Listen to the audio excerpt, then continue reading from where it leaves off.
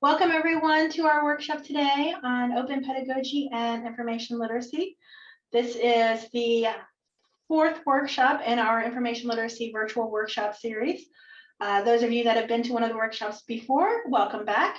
If this is your first time attending one of our workshops, it's great to have you here. We're really excited to see everyone and to talk with you about open pedagogy and information literacy.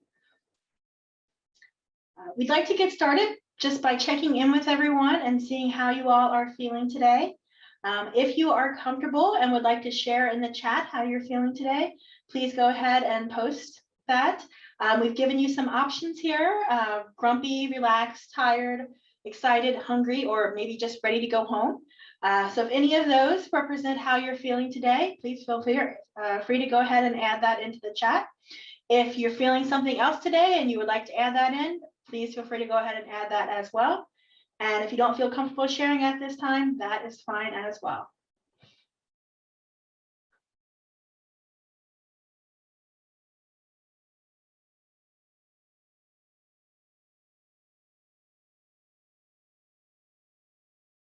Responses are coming in. Amanda's definitely that tired cat.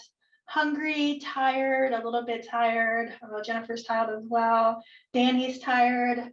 Perry is feeling great. Hope the day is going well. Wonderful. I hope your day is going well too, Perry.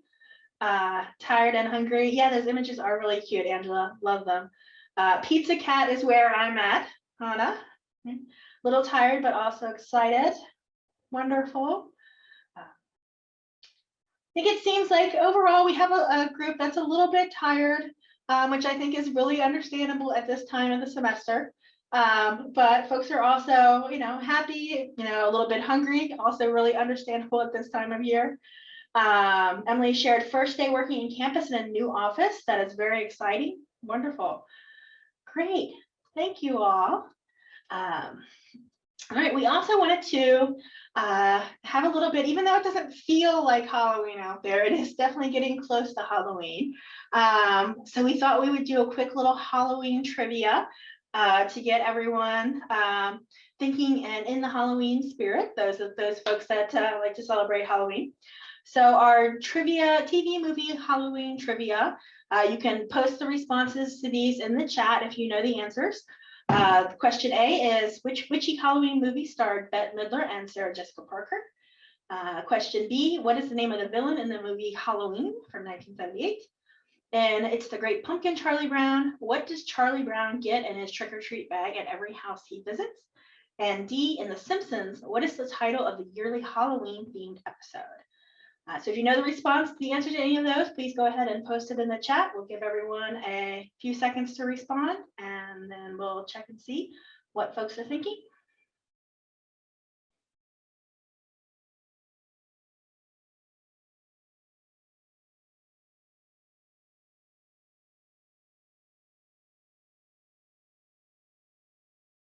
Okay, taking a look at our responses. Several folks note that A is movie Hocus Pocus. So yeah, Christina, you're correct. Lindsay, you're correct. Corey and Nancy both say that what Charlie Brown gets in his bag is rocks, and that is correct as well. Marvin also had that answer. Lindsay shared that the name of the villain in Halloween is Michael Myers, and you are correct there as well. And Danny apparently really knows his Halloween. He got all of the responses correct. So way to go, Danny. Yep, Hocus Pocus, Michael Myers, rocks, and the Simpsons yearly Halloween episode is the Treehouse of Horror episode. Wonderful. Thank you all for sharing those. Great job, everyone. Especially great job to Danny for his excellent Halloween TV and movie trivia skills.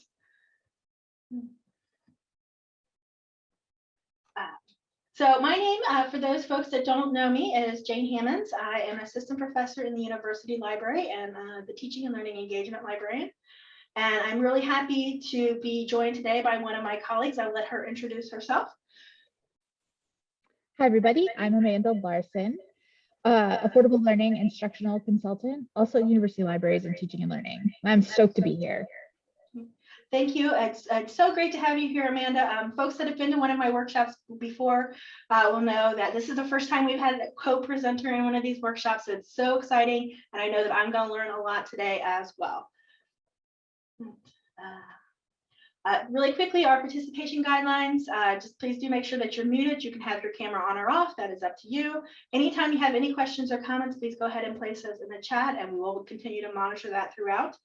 We are going to be doing some activities today. So we've already had chat activities. We'll have a poll. We'll also have a Mentimeter activity as well. No breakout rooms, so don't need to worry about that.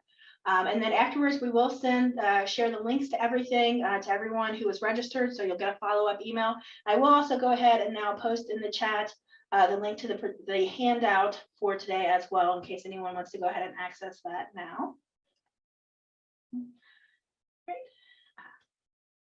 Our goals for today is that everyone will leave here with some familiarity with the concept of open pedagogy. We'll think about how open pedagogy connects with the concept of information literacy, and then we'll identify some activities and some resources that you can use that help connect open pedagogical practices with your goals for teaching information literacy.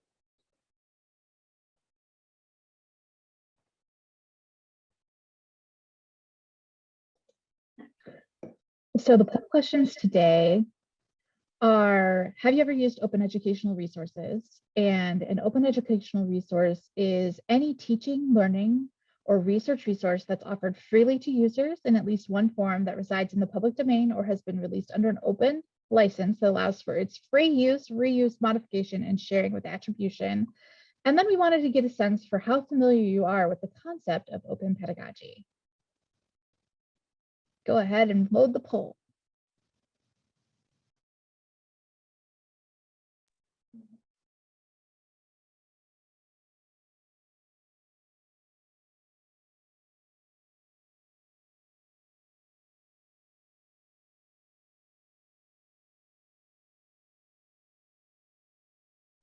We'll give it 10 more seconds.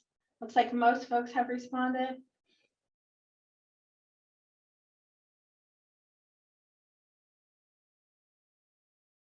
Okay, I'm going to go ahead and end the poll and share the results.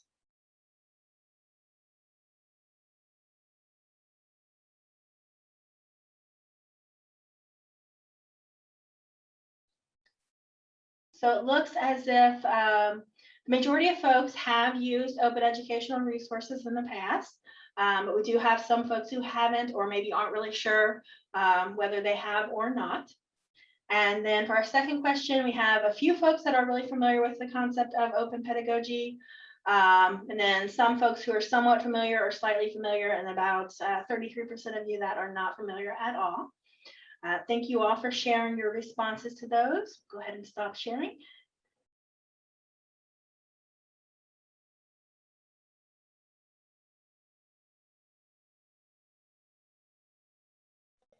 Okay, so now we're going to dive into an overview of open pedagogy. And we are going to start with some collaborative definition building around the question, what is open pedagogy? And I want to really emphasize that there are no wrong answers. I really want to see sort of like collectively what the group thinks. And we're going to do that through a Menti activity.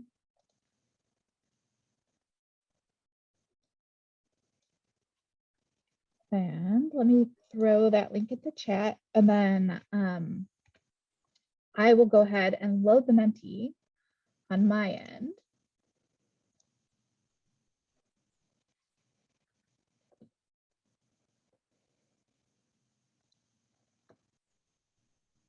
If you have any trouble accessing that, just go ahead and let us know in the chat.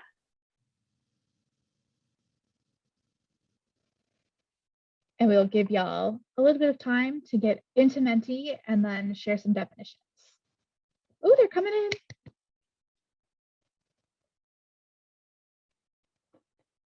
So we have students creating to knowledge creation, the way we understand things and teach them, pedagogy that relies on OER, open sharing educational resources, offering students multiple pathways to meet learning outcomes, teaching designed to be free and adaptable, Renewable assignments, using free openly available resources in your teaching instead of resources that cost money, teaching via resources that can be obtained by anyone. Students can, I have to wait for it to scroll. Students can access a variety of materials for learning. Open pedagogy makes use of open access educational materials and emphasizes knowledge production rather than information transfer, using class resources that are equally accessible to students, cost, technology, etc.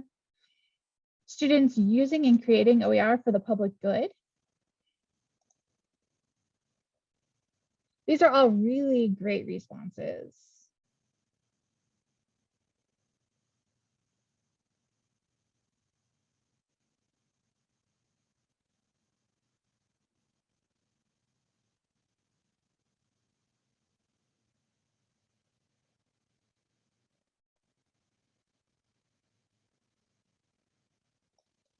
Students participating in developing course resources. It can be coupled with tools like Hypothesis. This is really fantastic. So now that we've done some collaborative definition building, I'm going to hand things back over to Jane to share the screen. And we'll talk about some definitions that exist in the community at large. So two leaders in this space are Robin DeRosa and Rajiv Jayani, and they define open education and open pedagogy specifically as a site of practice, a place where theories about learning, teaching, technology, and social justice enter into conversation with each other and inform the development of educational practices and structures. They also emphasize that it's an access-oriented commitment to learner-driven education, which I really like the emphasis on learners in the driver's seat, and as a process of designing architectures and using tools for learning that enable students to shape public knowledge of which they are a part. So students become knowledge creators. And they also might insist on the centrality of the 5 R's to this work. And when they say the 5 R's, they mean David Wiley's 5 R's of being able to reuse, revise, remix, redistribute, and retain educational resource. Next slide, please, Jane. Another great definition around open pedagogy comes from Catherine Cronin, also a leader in this space. And she describes it as the use, reuse, creation of OER and collaborative pedagogical practices employing social and participatory technologies for interaction. So whoever threw in Hypothesis, you're on the money with what Catherine thinks. Peer learning, knowledge creation and sharing, and empowerment of learners. So when I think about open pedagogy, I think about the tools and practices that it centers. So one that I see consistently across all definitions is learner agency. So students are making choices. So this could be about the course. So they could be collaborating, designing the syllabus for the course together, figuring out what readings they'll do that semester. It could be around assignments. So they could be deciding what types of assignments they'll do, or they could be creating as part of an assignment. Students then create content rather than regurgitate it. So it gets rid of sort of that practice of assigning disposable assignments that no one's ever going to see again, that is just there to get a participation point or to give you something to grade, to add into their grade, and instead embrace renewable assignments. So evergreen assignments that can be used over and over again, that don't die after they've been turned in that semester. So one of the examples I like to give for this is when I talk to instructors about incorporating open pedagogy is you could get rid of your discussion board posts where your students are just all going to chime in and agree with each other, because that is statistically what we see happen. Is that they reply to their friends and say, yeah, I agree, Lauren, you did really great with this answer. And then somebody else will be like, I agree with Michael, who did that. And instead you can embrace it with a renewable assignment. So instead of giving them that discussion board post to talk about the reading, you could have them go annotate the reading and give them really specific parameters around their annotations, and whether they can still have that reply to each other, but you can make it renewable in the fact that other students might be able to see those annotations next time, and it would start building public knowledge in that course. And it's really important to note that open pedagogy can't happen in the classroom without giving students the ability to opt out or enthusiastically consent to share their work. So students have IP, intellectual property rights, and we can't just ask them to openly license their materials. They get to make that decision as copyright holders. So it also gives us an opportunity to talk to them about their intellectual property and copyright and how they could choose to share their work openly. So doing some Creative Commons license teaching. Next slide, thank you. So open pedagogy also, to me, centers social justice. So who has access? When do they receive access? Are course materials accessible to users? So there's a focus on first day access to materials. So this is where that OER component often comes in, is that you're using an open educational resource, possibly as a textbook or as a course pack, and students have access to that on the first day, or they could be building those materials. It also centers questions around who's represented, and that means who's represented in the materials that you're reading. What does your syllabus look like? What are the materials that you're creating with Mike? How are students represented in the course? Does it reflect the learners in the course? And that could be diverse and equitable representation in course materials. It could also be thinking about what images that you choose, what names you pick for student examples. So for example, the names that I pitched out earlier, Lauren and Michael, could be assumed to be fairly typical white names. And that's something I could work to do better on. Next slide. So the other thing that is really important as a part of open pedagogy is that as part of the pedagogy, it offers scaffolded experiences. So if we're looking at this example, think about students creating a textbook or a web page or a guide that they'll share with other students. And so the first thing you need to do is some expectation setting. Why are they doing this work? Why does it matter? What will they be doing explicitly? Being very transparent about the goals for what the end product is. The second step would be working the open. That's making sure that they understand what that means. So that's where you would have those conversations around copyright and open licensing and their intellectual property. This would be a great time to bring in a librarian to help have those conversations. The third step would be tool training. What tool are they using to create this? And what sort of scaffolded tool training are you providing? Like, are you going to show them how to log in? Are we going to walk through all the steps of how to use the tool before we just set them loose in it?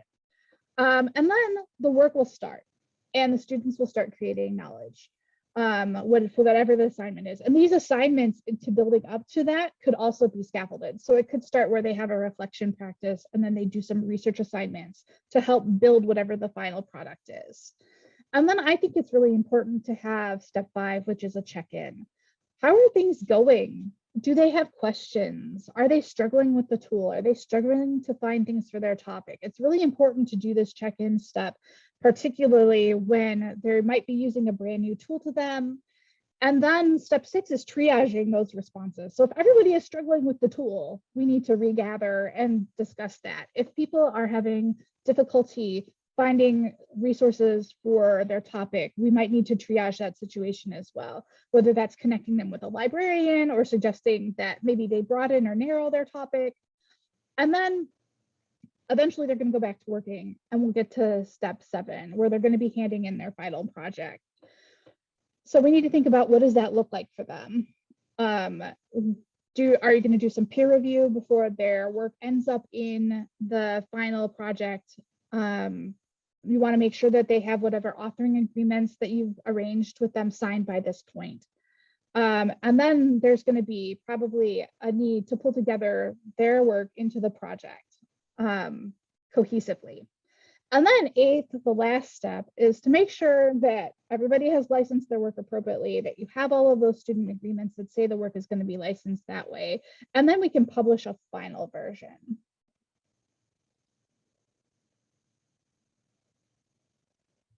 So now we want to pitch a question to you. based on what I've said so far about open pedagogy, how would you see this as an inclusive pedagogy? And we would encourage you to share your thoughts in the chat.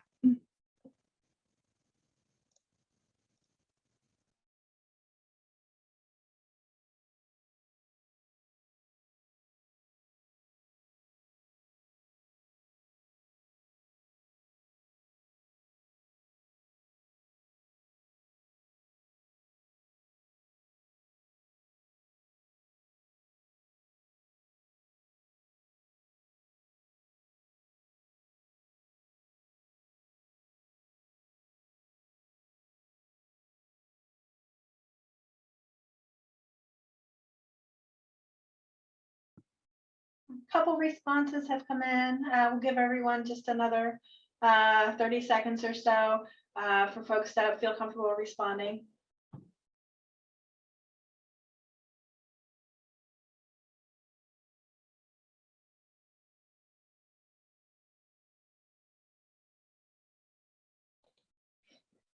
So Addie says it draws upon students' diverse home knowledges. Amy said that it helps students to realize everyone can produce scholarship and that all voices are valuable. Danny says student backgrounds and finances aren't as much of the equation as they sometimes are. Jennifer says, used well, it can center voices that are often marginalized. Corey suggests that focusing on accessibility to all students is a component.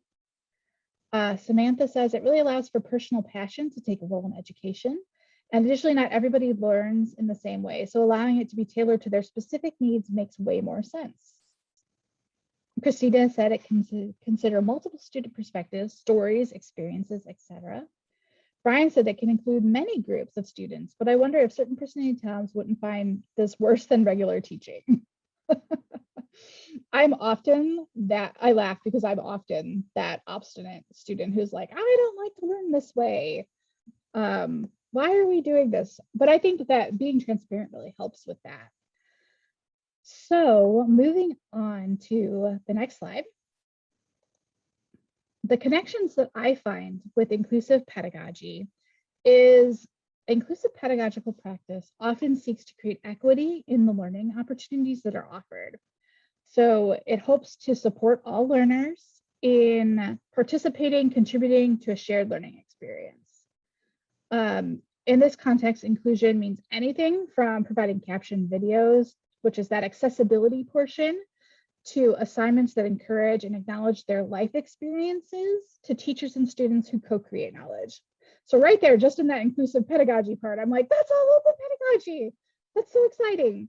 And it's Amanda McAndrew who has this definition of this.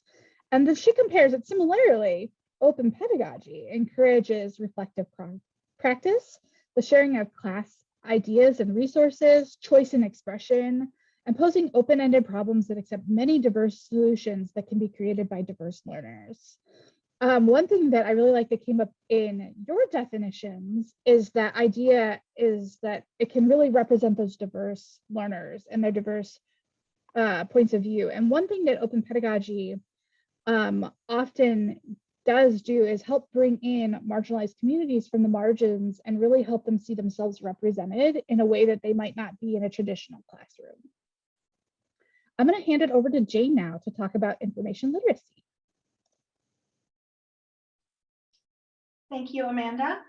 We wanted to take just a minute to give a quick overview of information literacy as a concept, and then we're going to talk about how we can start to bring these two ideas together. This is the definition of information literacy that is provided by the Association of College and Research Libraries in the Framework for Information Literacy for Higher Education. They define information literacy as a set of integrated abilities, and that includes the reflective discovery of information, the understanding of how information is produced and valued, and the use of information in creating new knowledge and participating ethically in communities of learning. Thinking about that in another way, previous versions of information literacy before the framework was developed tended to be very skill oriented, and way that we conceptualize information literacy now, based on their framework, we recognize that skills and practices are still very much part of information literacy, but we also emphasize information literacy as incorporating certain habits of mind or dispositions, so that the attitudes that students have about how they go about searching for information or how they go about evaluating information, but also that information literacy includes the need for conceptual understandings. So recognizing and understanding how information is created, how it's accessed, how it's shared, how it's valued, understanding what makes a source authoritative or not authoritative. So information literacy involves all of these areas, and not just simply, being able to search a database or being able to write a citation, but there's a lot of things that you have to understand, bigger picture, that help you to see why you might need to search a database instead of going to Google, or why it's so important that you cite your sources. So what those conceptual understandings are that you need. The framework for information literacy highlights 6 core information literacy concepts. These are intended to represent things that experienced researchers tend to understand, but that more novice learners may not yet understand. And that these are all concepts that influence the expectations that we have for students' performance when it comes to research assignments or inquiry-based assignments, or how they use information. I'm not going to go through all of them, but if you are interested in them, on the handout that I shared, and I'll put the link for that in the chat there as well, there are descriptions of each of these 6 concepts. For some reason, it's not letting me paste at the moment. I'll get that in there in a second. But just to highlight a couple of these, for example, understanding of the concept that information has value. On the surface, that seems very simple, but thinking about all of the different ways that information has value, who information is valuable to, and how that informs our expectations, and how that informs how we go about doing research or scholarship or engaging in our profession.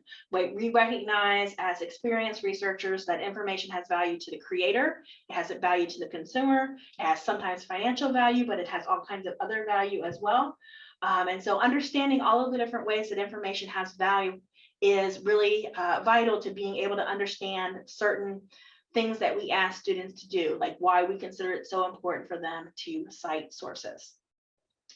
So basically what we're thinking about with information literacy, and again, this is just a really quick overview of the concept, but thinking of information literacy as this combined set of abilities that includes, having those skills, but also having these understandings and these habits that allow students to be effective in engaging with information in a variety of different contexts. Okay, so for this part, we wanted to talk a little bit about trying to bring these 2 concepts together. So I'm going to pass that back over to Amanda for a second. Oh, wait, I think maybe we'll want to take a pause here really quickly just to see if there are any questions or comments. We're about halfway through our time, so maybe we'll take a pause here and then we'll jump into connecting these.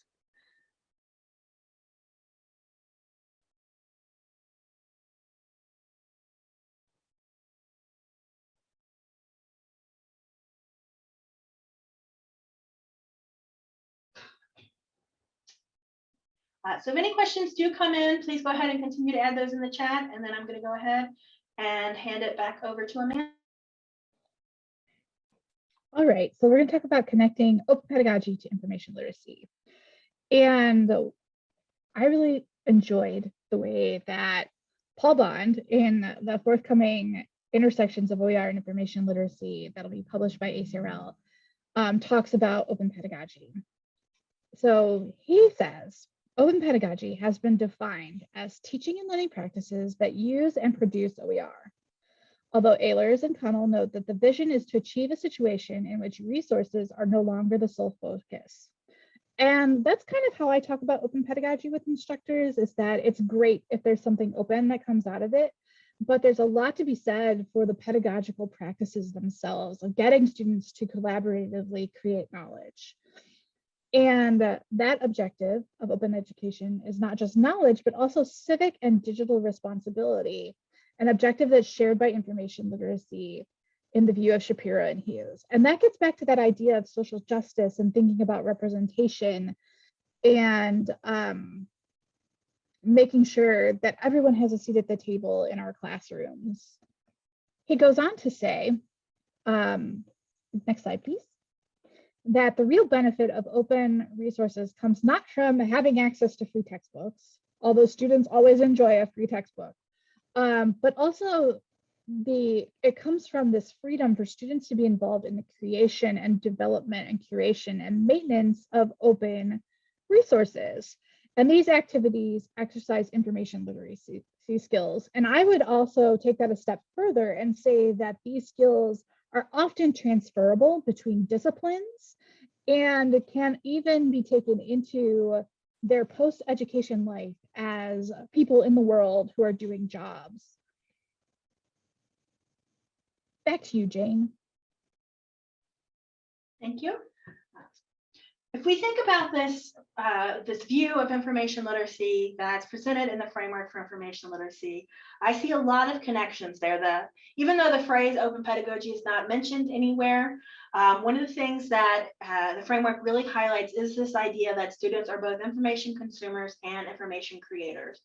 And so part of developing information literacy is developing the understanding of themselves as an information creator, as someone that is developing an authoritative voice, as someone that is has an opportunity and in some cases a responsibility to engage in a scholarly or professional conversations in their area. So that part of becoming information literacy is understanding their own information creation process, understanding how to develop their own voice, understanding how to share their voice, and starting to think of themselves. And we know that this is really challenging to do, but think of themselves as being capable of contributing to the scholarly or professional conversation in their area. So that's one of the connections that I really see very strongly with open pedagogy and information literacy, is thinking about students as information creators and not just information consumers. Another connection that I really see that's also clearly highlighted in the framework is information literacy also has this focus on social justice and equity. And that part of developing information literacy is developing an understanding of the information environment in which we live, and that it is one that some groups have more access to information than others. Some groups have voices that are more marginalized. They don't have the same ability to create or share information. And so having students think about their own access to information, who else has access to information, who doesn't, and identifying those barriers that might be preventing themselves or preventing others from having access to scholarship or information or resources that they need. So that social justice equity focus that comes out, especially thinking about the idea of information has value and scholarship is conversation, is another area where I really see connections between information literacy and open pedagogy.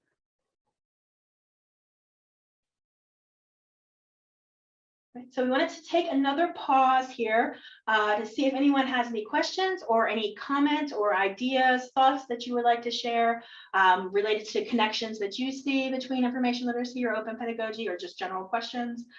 So we'll pause, give everyone a chance to put any questions in the chat, and then we'll move on and think about activities and resources that are available to you all.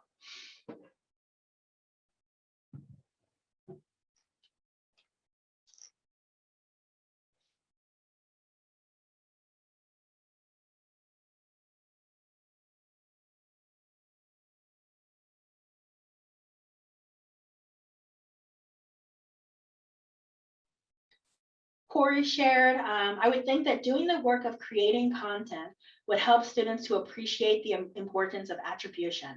I definitely agree with that one, helping students to think about themselves as information creators, what their own rights are in that area, how they would feel if someone uses work that they've created without giving attribution, can help them to understand why we have this emphasis on attribution. I think that's a great point, Corey.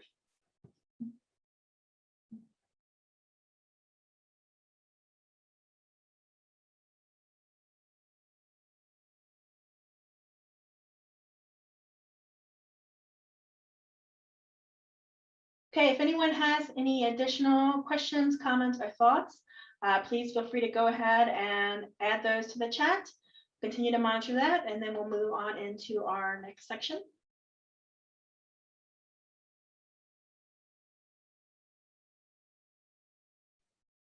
For this part of the presentation, we wanted to share some ideas for activities that you could use, as well as resources that would be available for learning more about these concepts, but also locating open educational resources or locating lesson plans or activities that you could use that are related to information literacy that can help to engage with these open pedagogical practices.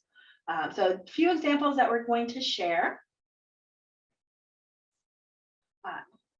Amanda mentioned having students engage in with the creation of the course. And there are a lot of different ways that you could do this.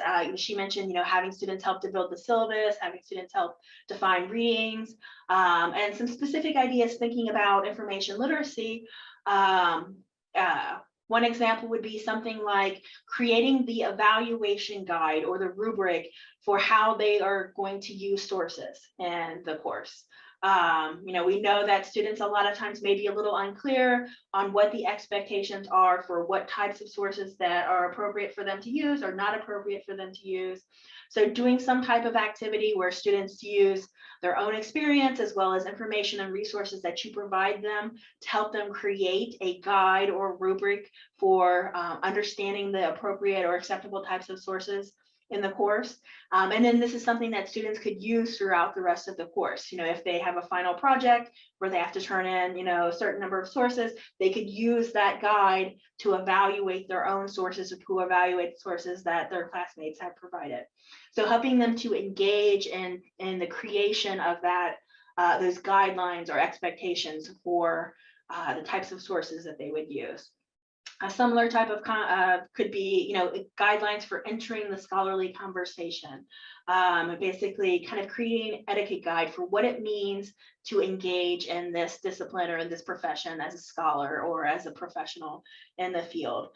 So having students there's a lot of different versions of this that you could do, but helping students to engage in creating the expectations and the understandings of what is going to be expected to them related to any kind of research or inquiry-based assignments. Another example, this is one based on one that we do in one of the classes that we teach, where students have to create an infographic that's basically like a public service announcement related to digital privacy or digital safety. And there's other topics that you could use as this as well. We're just using this as an example. This is what we focus on in our class. But students can create an infographic, they can create a video or a podcast or use some other form of media to create this public service announcement that is intended for their peers to help them understand this issue that we have identified. And as part of this assignment, students have to we talked with students about how they can go out and find materials that they can use freely. They have to include graphics or music or some other type of media that has been created by others. And we talked to them about how they can find Creative Commons resources or other places that they can go to find material that they can include. They have to indicate the copyright status of any material that they include in their work, and they have to also think about how they would like to make that resource available. So what the copyright status of their creation could be.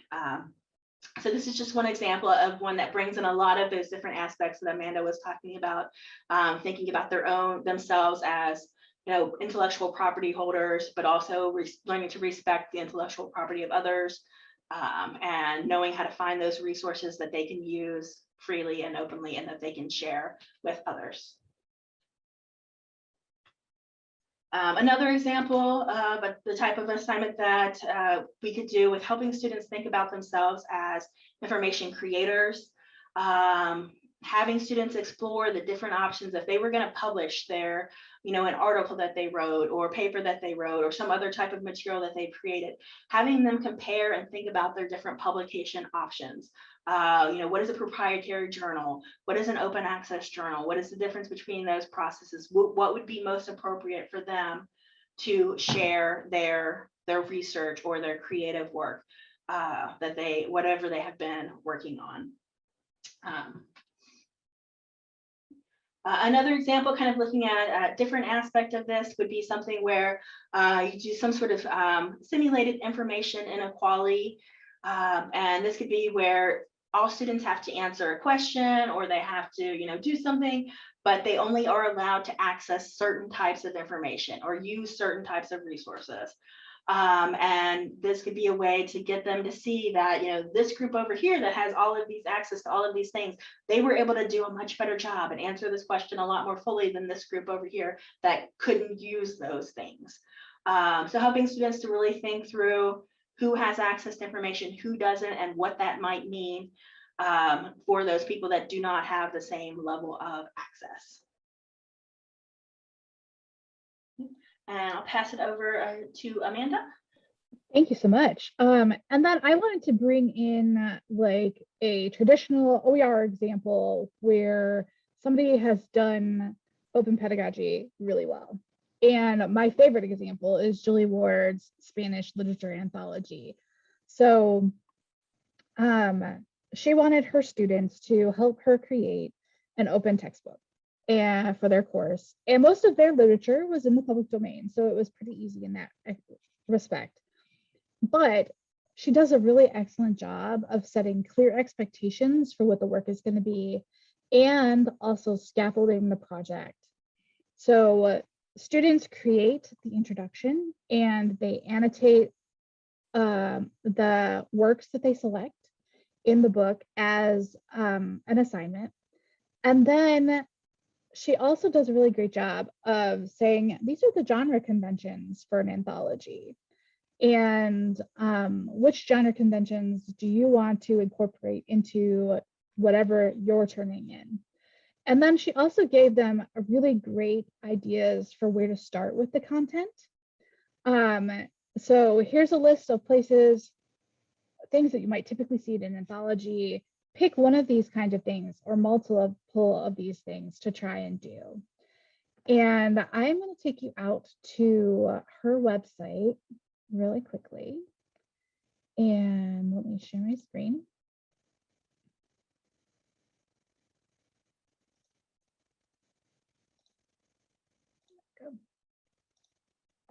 And what else I really like about her is that she also shares all of this knowledge about how she did this thing very openly on her website.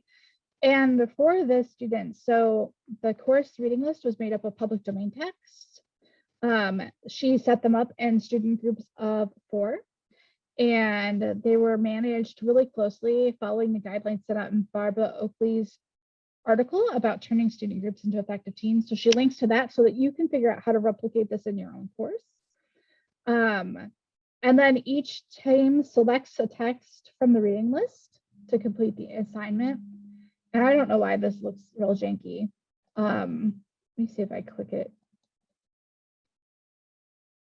Nope, it's not working.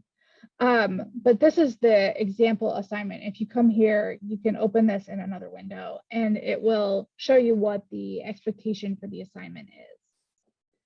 And then tell me if the screen switched. Are you looking at the anthology now, Jane? Yes. Awesome, thank you. And so this is the final product. It lives in Pressbooks, and the students created these introductions, the bibliographies, and if we click in, they create all of these footnotes through their annotation assignment. So there's a lot of opportunities here for them to practice information literacy skills, to be knowledge creators, and to have a lasting impact on the students who come after them. So the next students in the next set of this course will get to use this textbook, but they also get to add to it by picking out different public domain texts and doing a similar assignment. So the resource continues to grow. And they also can have editing groups where they go back and they make edits to the anthology. So it's a really exciting living assignment. All right. So there are some other resources I want to share with you is the Open Pedagogy Notebook, which is a really great resource that hosts a whole showcase of different kinds of assignment examples, but it also has folks who are doing this in their classrooms who are writing about it and their experience and the experience of their students. So it's a great place to go to get started if you're thinking about incorporating something along the lines of open pedagogy in your course. from the information literacy side, there's Project Cora, which is the community of online research assignments, which is a repository of information literacy assignments that are openly licensed that anyone can take and adapt and use in their course. And so this is valuable for librarians who are teaching one-shots, but it's also really helpful for any course where there is a research component and you want to do some research assignments to help scaffold that research project. I wanted to link you out to that Inclusive and Open Pedagogies article by Amanda McAndrew. And then the Inclusive Pedagogy Framework is a PDF, and it is set up as a table that shows you the framework for skills and like what the end product will be, and then how to get there, which was, I thought, was really useful for thinking about incorporating inclusive pedagogy into a course.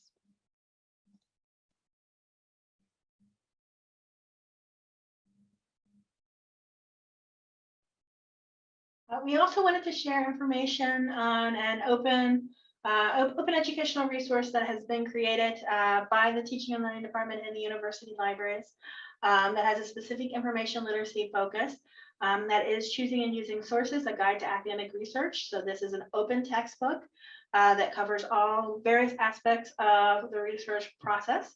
And it also, there's a companion site that has instructor resources, so specifically tied to the chapters in the book with activities, and they're all intended to be fairly short, like 15-minute activities that you can use to help students engage with material from the textbook. And I'm gonna go ahead and go out to that textbook really quickly, just so you all can see the chapters that are there. Let's stop sharing for just a second.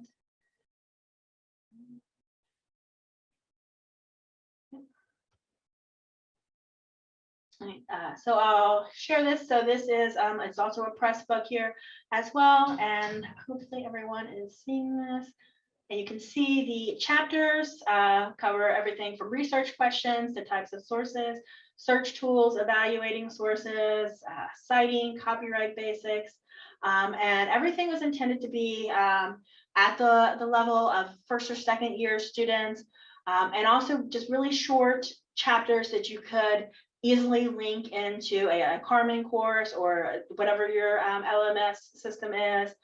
Very quick links that you could use to go out and talk to students about different aspects of the topics. And again, so this is openly available and anyone can use this source. I'm gonna stop sharing for a minute here. And we'll go back to our presentation. Hopefully we're back here. Okay, so we have come to the end of the content that we wanted to share. We have about 10 minutes where we have, we would love to hear, as you're thinking through some way that you might be able to apply something that we have discussed in your teaching, or however you engage with students if you're not actively teaching at the moment. So we'll give everyone a few minutes to think about that, and we'll share in chat. We did just want to share some final information. Next week, we have our workshop on technology, pedagogy, and information literacy at this same time on October 21st. And then our final workshop in this series is exploring social justice and information literacy.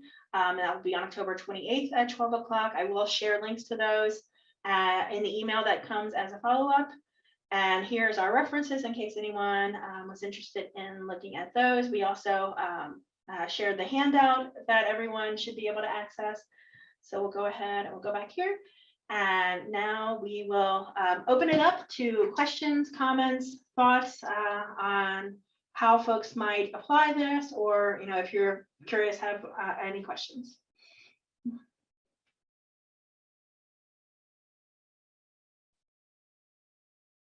So I did see one comment that came through earlier in the chat, and Samantha had shared, I particularly see the value of this in social work.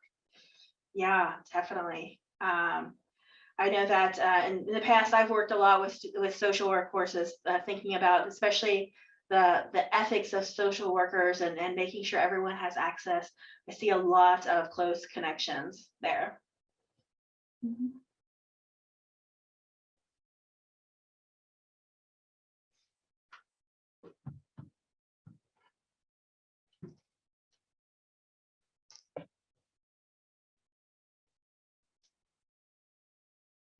Oh, and folks also, if you would like to unmute and speak, you can do that as well as this point if you don't feel uh, would rather do that than sharing in the chat.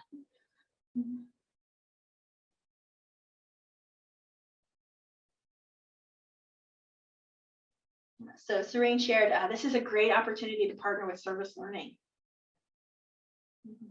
I definitely see connections there.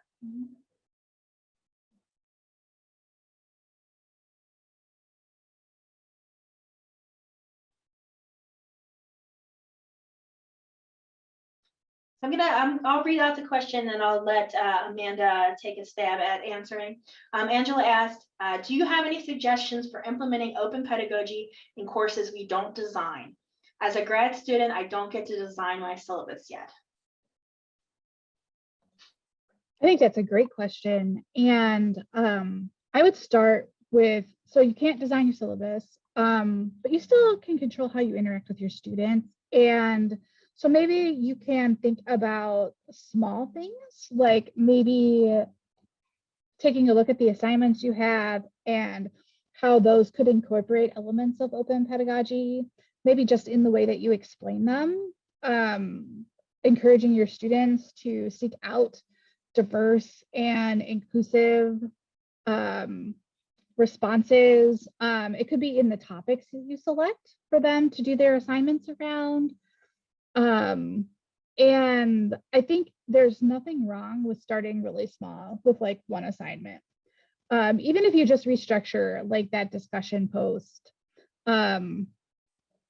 into something that can be more meaningful for students around inclusivity and open pedagogy and that sort of thing. I think that is worth starting, like a good starting place.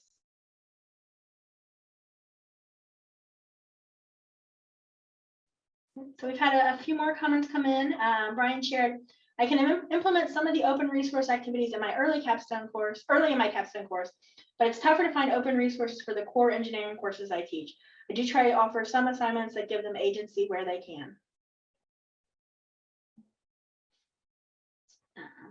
Amanda, I didn't know if you had any response to that. That's really great. And I do like, I think we all have a good sense who have been doing any work with OER for any length of time that there are still content gaps. But I would suggest that thinking about how maybe you can use open pedagogy to maybe solve some of those, like to get your students thinking about like what resources would look like if they were open for those areas. That might be a good way to do it. And it could be a small assignment rather than like a larger portion of the assignment for the course. And I think this could be, Amanda, correct me if I'm wrong, a place where Brian or if others had this similar concern, thinking about creating an open resource, perhaps through an affordable learning exchange grant that would be available. I didn't know if you wanted to mention that, Amanda. Yeah, so the grant cycle just closed for the ALX grants this semester, but I'm pretty sure we'll still have a spring offering. But those grants pair instructors at Ohio State with folks who can help them create open resources, and they vary. So there's a racial justice grant if you want to include racial justice components in your curriculum. There are syllabus grant review grants that pair you up with the subject librarian or with me, if there's not a subject librarian in that area, to find open resources. And when I do that kind of curation, I personally am also trying to decolonize the syllabus when I do that by looking for marginalized authors to also help fill those spaces. And then there is like the OER content creation or just content creation. And it's very rewarding work on my end as a project manager to do that work. So I also encourage folks, if you like, if there's something missing and you think you can build it, like there are folks who can help you do that.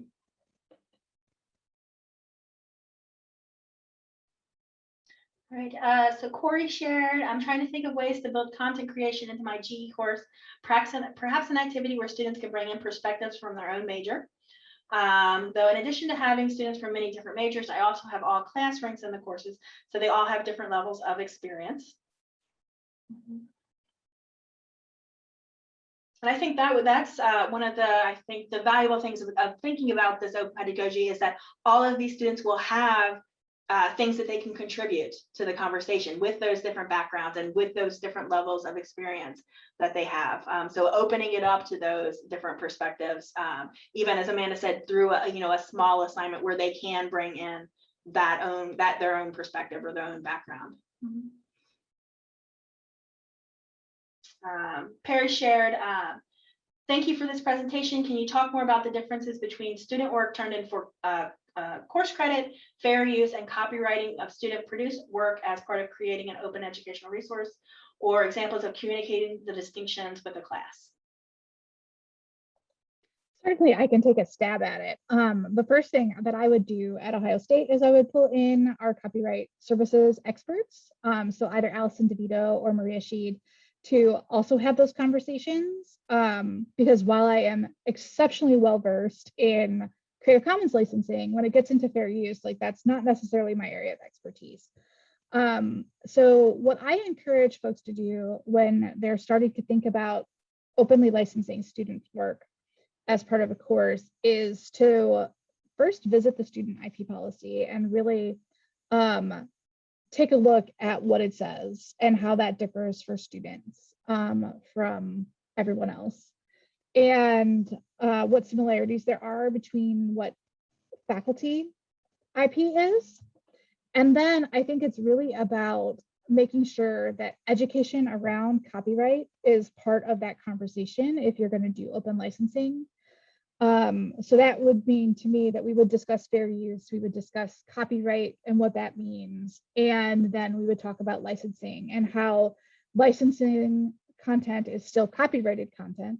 The copyright sits on top of it, the license sits on top of copyright to tell the end user what they can do with it. And then I think when we think about the student work being turned in for course credit, it's really important to also find students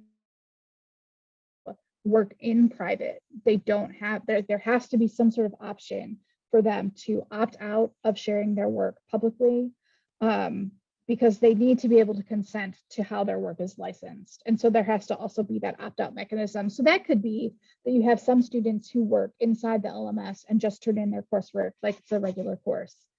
And they don't decide to license it openly, which means it just stays in the course. And then you work with the other coursework in the open of students who have opted into doing that licensing work. And examples of communicating distinctions with a class. My colleague Lindsay Gum does a really great activity with students where she has them create an avatar for themselves, either by finding an image and then they have to say how that image was licensed so that they have to go do the transferable skill of finding the thing. Or they can draw something and then they have to decide how they would license the thing that they have that they drew. And she frames that creation conversation around that activity. And it seems to be like a really clear way of showing them, hey, you have authored a thing. So they are creating knowledge. Now you have to decide what you're going to do with it as far as copyright and licensing. And that's a really great way to start getting them thinking.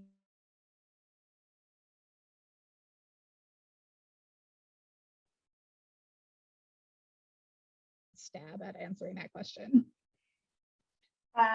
So we are a little bit after 1 o'clock.